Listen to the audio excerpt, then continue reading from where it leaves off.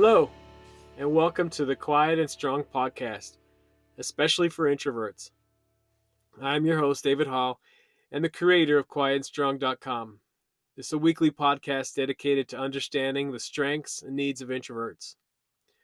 Introversion is not something to fix, but to be embraced. Normally, we will air each episode on Monday. Be sure to subscribe on your favorite platform. So, quiet is strong. I've learned to celebrate what's great about being an introvert. And the words quiet and strong are not a dichotomy. I believe this now, but I did not always. I tried for a lot of years to figure out how to be more like others and not be so quiet. Ironically, I've discovered the quiet part of me is what makes me strong. And understanding yourself will make you strong. For me, I'm very analytical. I think deeply and often, and I see things differently than others sometimes. And that is a good thing. I challenge old ways of thinking and push for a better future. Understanding this, I'm not as quiet as I used to be, but I'm usually going to think before speaking. And so I'm always going to appear quiet to some, and sometimes I will be quiet and need the quiet. I have learned that I need some quiet time alone to do some thinking and prepare my thoughts. What makes you strong? Hopefully you've always known what is great about you. You have great gifts, and as an introvert, you also have some specific needs. I know I am happier and far more successful than I've ever been simply by being true to myself and my strengths and honoring my needs.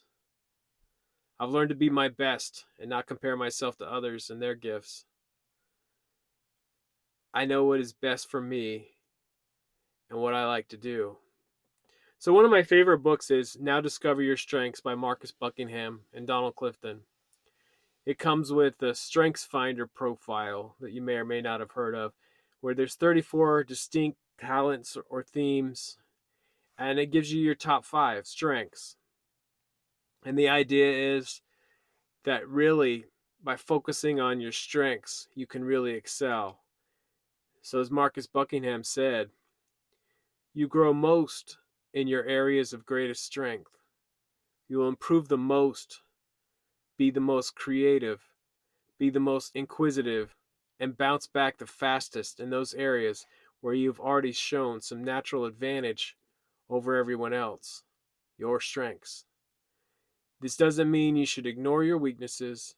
It just means you'll grow most where you're already strong.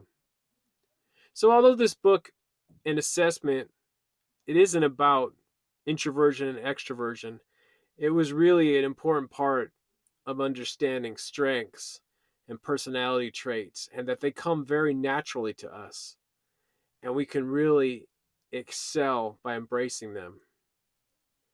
I'm giving my strengths and needs a lot of thought as things are changing once again. It's been a very strange year for sure. It was also a time to step back and look at what's most important, to really think about life and what your values are and what you want to accomplish. I have been telecommuting for the past year, and I will likely start some days in the office in a few weeks from now. Things are not going to be the same. What have we learned in 2020 that will carry us forward? What are your goals, especially as an introvert, now in 2021? What do you want? What are your dreams? You can achieve your goals, but you need to understand how you work best. From time to time, find some quiet time and reflect on what you want most. What do you want for your loved ones, for your work, for your health, for your spirituality? What do you like to do for fun? What are your most important priorities in each of these areas? And recognizing that the quiet part of me is a strength, and that's allowed me to focus on what I'm best at and grow stronger in those areas. Instead of rejecting what I'm good at to try to be more like others, I continually work on both my strengths and my weaknesses. But I find that while I'm making baby steps on my weaknesses, I make progress in leaps and bounds when working on my strengths. I may appear quiet, but I am strong. Are you quiet and strong? I have some great contributions to make, and my ideas are very valuable. You have some great contributions to make, and your ideas are very valuable. And just like me, being quiet is what makes you strong. I may need to work harder to get my ideas heard and make my contributions, but I have learned that hard work is at the root of most success. What makes you strong? By understanding who you are, you can approach life boldly with your introverted strengths and gifts, while you be sure to take care of your introverted needs. Here's a personal statement I wrote a few years back of my strengths and needs as an introvert. I'll read, there's several points here, and as I read you mine, think about what would yours look like. So, I am only strong when I understand who I am and what I need. Quiet does not mean shy. Quiet for me means thinking before speaking, taking time to reflect, and getting lost in deep thought from time to time. Quiet is a gift. I usually need to think before speaking. I need to let people know when I need time to think. I need to set aside some alone time each day, whether at home or work, for reflection and recharge. I need to act according to my values and not worry what people think. There are some things about myself that I cannot change, such as the way I need to spend a lot of time in deep thought. But there are many things I can change, such as my thoughts around irrational fears. I can engage in small talk when I want to or need to, but it is fine if I avoid some. I need to work to make connections with everyone in my life. It takes work to deepen the close relationships I have, and it is worth it. I need to prepare for presentations and meetings as appropriate to minimize on the spot time to think. I need to remember to make my intentions, plans, and vision known to others and not assume they understand what is so clear in my head.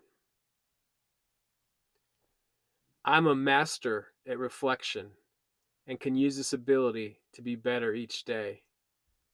I benefit greatly by reading the words of others and reflecting on them. I need to let my voice be heard, whether in person or through writing. I need to strive to have focus as I work on important and meaningful projects. Multitasking is not usually effective for me. I remember that everyone has great gifts, including me. I will be my very best and only compare to myself and not to others. So as I'm making my goals and thinking about my future, this has been a way for me to keep my introverted strengths and needs in mind. What would your personal statement around introversion look like? Be proud of who you are and the gifts you have to offer the world. I hope that you celebrate who you are. Thank you so much for joining me. I look forward to further connecting with you.